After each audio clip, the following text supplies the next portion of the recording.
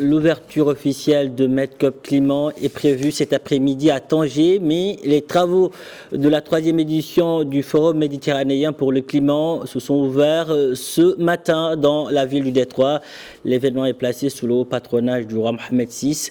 MedCup, moteur de l'action climatique en Méditerranée au niveau local et régional, tel est le thème qui a été retenu pour cette 3e édition. L'objectif de ce forum est de contribuer à asseoir une dynamique méditerranéenne basée sur les territoires pour mieux faire face aux défis du changement climatique.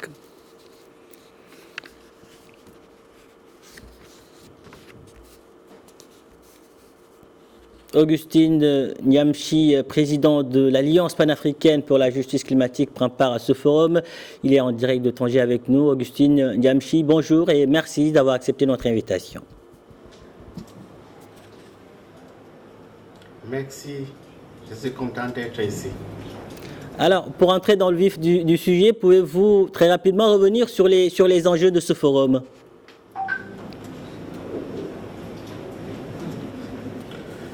Je pense que les enjeux de ce forum tournent autour de la Méditerranée. Vous savez très bien que c'est une zone vraiment spécifique, donc il va falloir qu'on prenne beaucoup d'attention de ce qui se passe ici. Donc ce forum réunit les pays de la Méditerranée qui sont aussi concernés par les questions de changement climatique, surtout que les effets néfastes du changement climatique frappent d'une manière très forte ces zones du monde. Donc, les enjeux sont énormes, mais il faut la participation de tout le monde pour la prise de décision en ce qui concerne le changement climatique dans ces régions. Justement, pour lutter de manière efficace contre le réchauffement climatique, les femmes ont leur mot à dire, elles sont incontournables. Qu'en est-il maintenant de l'intégration de l'approche genre et climat dans la mise en œuvre de l'accord de Paris ? Je pense que l'accord de Paris a prévu l'action et les questions qui concernent les femmes et les enfants. C'est vraiment important. Vous savez très bien qu'en Afrique, surtout Afrique subsaharienne, la production de ce qu'on mange et de ce qu'on vend pour envoyer les enfants à l'école est fait par les femmes en majorité. Et quand il y a les effets néfastes du changement climatique, c'est ces mêmes femmes et les enfants qui sont bien affectés. C'est la même chose ici au Maroc. Les coopératives de femmes qui travaillent pour la production de l'huile d'argan ne fonctionnent plus comme avant parce que les effets des changements climatiques sont aussi ressentis dans ce secteur. Donc il va falloir qu'on prenne au sérieux la prise de décision avec et pour les femmes et les enfants. Et cela, ça veut dire la question de gouvernance climatique. On ne peut pas prendre une décision qui va les affecter sans être autour de table. Voilà pourquoi c'est vraiment important qu'à tous les niveaux, local, national comme régional, il faut que les femmes et les enfants, les jeunes soient autour de table de négociation. Mais cette conférence est vraiment importante en ce qui concerne la gouvernance. Vous venez de parler des jeunes. Selon vous, pourquoi il est urgent de nous mobiliser sur le front de la lutte contre le réchauffement climatique pour une meilleure gestion des flux migratoires ? Oui, vous savez, en Afrique, on dit, si vous ne voulez pas l'abeille, il faut jeter son miel.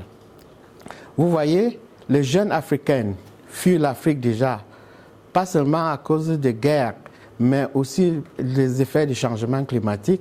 Ils n'arrivent plus à produire ce qu'ils veulent manger, ou bien ils n'arrivent plus à joindre les deux bouts.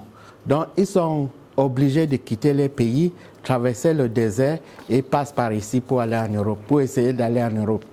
Ce n'est pas quelque chose qui est bien de dire, mais il va falloir qu'on dise les vérités. L'Europe a causé ces problèmes de changement climatique. L'Europe en a bénéficié du changement climatique. Vous voyez, donc ils se sont développés et continuent à faire les gaz des effets à serre. Et comme ça, lorsque les jeunes Africains n'arrivent pas à joindre les deux bouts, ils n'ont pas le choix que de fuir pour aller là où c'est mieux, ou bien ils voient que c'est mieux. Il est vrai que ce n'est pas aussi facile là-bas, mais c'est mieux qu'ils quittent chez eux. Ils se disent, au lieu de mourir chez eux, il faut qu'ils traversent pour voir de l'autre côté. Donc, le financement pour le changement climatique est vraiment important. Vous voyez, monsieur, que le financement pour le changement climatique a été alloué en majorité à l'atténuation.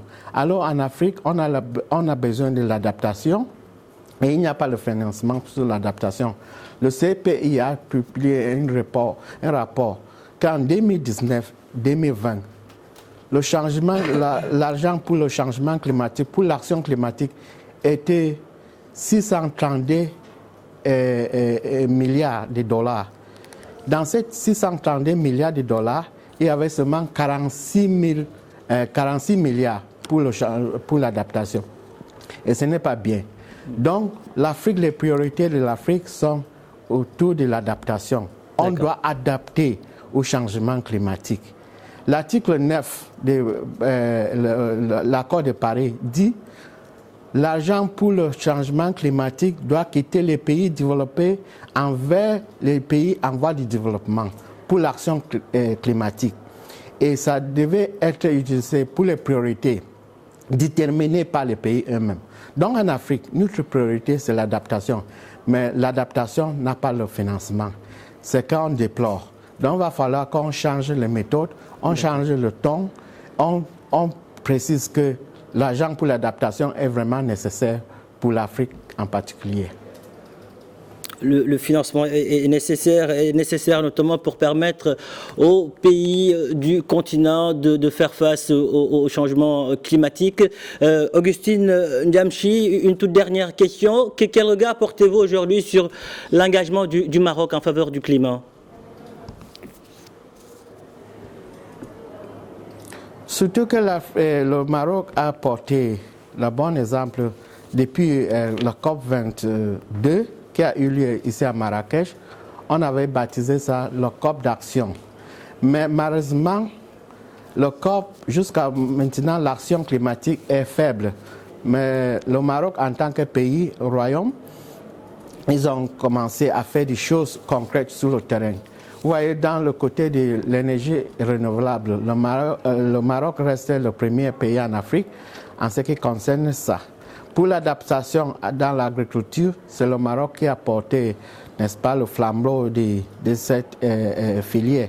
Donc, ce que nous demandons en tant que les autres pays africains, c'est que le Maroc soit ouvert comme d'habitude pour que les autres viennent pour apprendre comment ils sont en train de faire. Mais il faut améliorer aussi la gouvernance climatique. Parce que si ces processions, si ces décisions sont prises à un haut niveau, sans le peuple, ça ne va pas être durable. Donc la gouvernance climatique est vraiment importante. Juste quand on implique les gens, tous les citoyens dans la prise de décision, c'est plus durable. Et c'est ce qu'on veut pour tout le continent africain. Augustine Ndiamchi, merci d'avoir répondu à nos questions. Je rappelle que vous êtes le président de l'Alliance panafricaine pour la justice climatique. Merci. Le président chargé des affaires techniques et politiques. Merci beaucoup. Autant pour moi. Merci beaucoup.